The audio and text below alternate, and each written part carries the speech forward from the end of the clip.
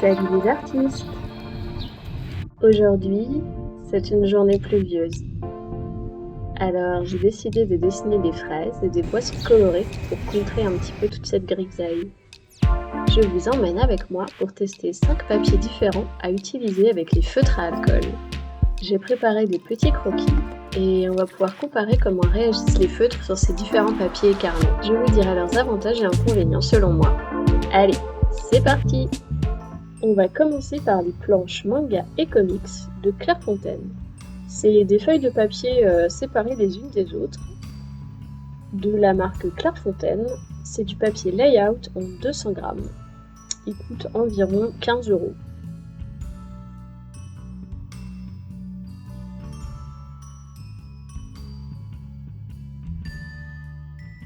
Alors ce papier, il est du coup tout à fait adapté au feutre, vu que c'est un papier layout, il est vraiment fait pour ça.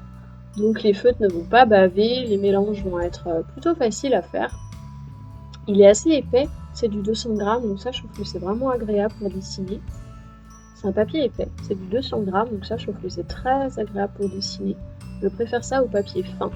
Et la texture est légèrement grainée, ça c'est pas mal aussi, je trouve que ça donne un petit peu plus de caractère au dessin.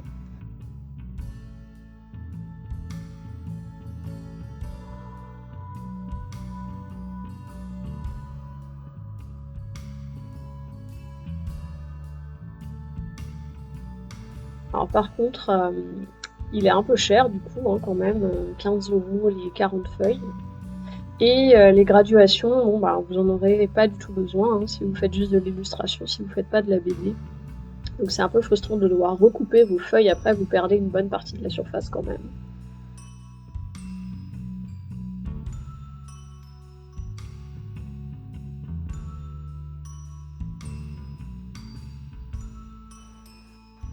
Ensuite, nous avons le papier layout classique. La plupart des blocs de papier layout sont comme ça, c'est du 70 grammes avec une finition hyper lisse. Du coup ce papier là est moins cher, il coûte environ 7 € pour 30 pages. Après cette marque là, moi je l'ai reçue dans un kit, donc c'est pas une marque qu'on trouve vraiment en France, mais n'importe laquelle fera l'affaire. Tant que c'est du papier layout, disons, ça se vaut. Donc c'est un papier spécial feutre, donc ça va pas faire de traces sur la feuille de derrière. Les feutres ne vont pas baver et c'est pas trop cher. Par contre, je trouve que le fait que le papier soit super fin, c'est pas agréable déjà pour dessiner. Et si vous gommez un petit peu fort, vous avez de grandes chances de froisser le papier, donc il faut y aller vraiment doucement. J'aime pas trop la texture ultra lisse. Après ça c'est des préférences personnelles, mais je trouve que c'est pas agréable pour dessiner. Et les dégradés, au final, je les trouve pas évidents à faire parce que quand vous mettez trop d'encre, en fait, le papier n'absorbe plus l'encre et elle glisse sur la surface du papier, ce qui fait que ça laisse des traces, en fait. Je trouve que c'est pas forcément super.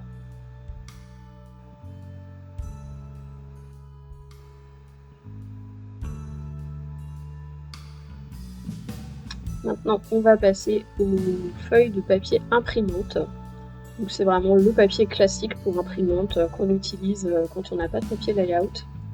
C'est des ramettes en général de 500 feuilles, pour info ça coûte environ 16 €. C'est carrément douloureux de continuer ce dessin, c'est assez terrible. Donc les avantages, c'est que c'est pas cher. Les inconvénients par contre, c'est que les feutres bavent un max, comme vous pouvez voir, ça fuse de partout, impossible d'avoir un trait correct, c'est pas du tout agréable.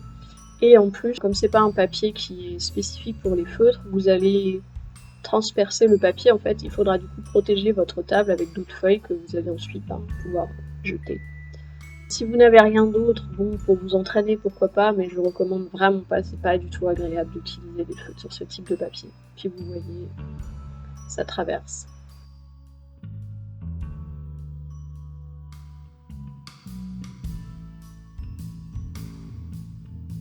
Maintenant, le papier Canson illustration et manga, c'est du 250 grammes. Donc ça c'est top. Il est un petit peu grainé, mais pas trop. Et c'est des blocs de 12 pages pour environ 10 €. Alors ne faites pas comme moi, ne l'achetez pas à Cultura, parce que je l'ai acheté là-bas et il coûtait 15 €. Et je l'ai trouvé sur internet entre 8 et 10 euros. Donc voilà, à savoir. Alors niveau avantage, c'est donc un papier qui est spécial feutre. Donc les feutres ne bavent pas, les mélanges sont super faciles, la texture est très agréable à travailler. Moi d'une manière générale, je préfère les papiers un peu plus épais dans tous les cas, parce que comme ils absorbent plus d'encre, et ben ça vous laisse un peu plus de temps. L'encre ne sèche pas tout de suite en fait, et ça vous laisse un peu plus de temps pour faire des dégradés. Et les feutres vont un tout petit peu fuser, mais vraiment très légèrement. Mais en fait juste assez pour que vous n'ayez pas de bord hyper marqué moche. Donc pour moi c'est vraiment les meilleurs papiers pour travailler avec des feutres. Par contre l'inconvénient c'est qu'il est vraiment cher, c'est presque 1 € la feuille, donc c'est pas donné. C'est sûr que ça représente un certain budget. Maintenant un nouveau venu dans ma collection, c'est un carnet Paint On, qui s'appelle de la marque Clairefontaine. Celui-là c'est la couverture bleue, en fait il y a différentes couvertures, j'ai découvert ça. Et chaque couverture a un type de papier différent. Donc le bleu c'est très grainé et blanc. Et vous en avez des sans grains, des couleurs café, enfin bref, c'est écrit dessus de toute façon selon la couverture. Mais faites attention à ça, cela dit. C'est du 250 grammes, vous avez 32 pages. Par contre il est cher, hein, il coûte 30 €. Mais il a beaucoup d'avantages. Déjà les mélanges sont très faciles parce que comme le papier est vraiment épais, le papier absorbe pas mal d'encre et ça permet de faire des dégradés hyper facilement. Vraiment, je trouve que c'est un vrai plaisir de travailler sur ce genre de papier. La texture est vraiment sympa, ça donne un plus à l'illustration de, je trouve, ce papier grainé. Et le format carnet de croquis. J'ai pas trouvé beaucoup de carnets de croquis avec des papiers qui acceptaient les feutres à l'alcool. Donc ça, c'est vraiment un gros plus pour moi parce que je trouve que c'est sympa aussi de pouvoir de pas toujours travailler sur des feuilles séparées. Après, il est vraiment très cher, hein, et il faut savoir que forcément, vu qu'il absorbe plus d'encre, vos feutres se finiront un petit peu plus vite. Après, personnellement, j'ai encore jamais fini de feutre depuis que j'utilise ce type de papier. Donc après ça, c'est à vous de voir, c'est vraiment vos préférences. Donc là, vous avez les résultats de chaque papier. Donc au final, voilà, hein, les résultats sont à peu près équivalents. Après, moi, je préfère vraiment les papiers plus épais que les papiers layout classiques qui sont très fins. J'espère que cette vidéo vous aura aidé. Si vous utilisez vos feutres sur un autre papier, n'hésitez pas à me le dire en commentaire. Ça m'intéresse, je suis toujours à l'affût. Donc je vous remercie d'avoir regardé cette vidéo jusqu'au bout. Moi, je vous retrouve la semaine prochaine pour une nouvelle vidéo. En attendant, n'hésitez pas à vous abonner et à liker la vidéo. Et je vous dis à la semaine prochaine. En attendant, soyez créatifs.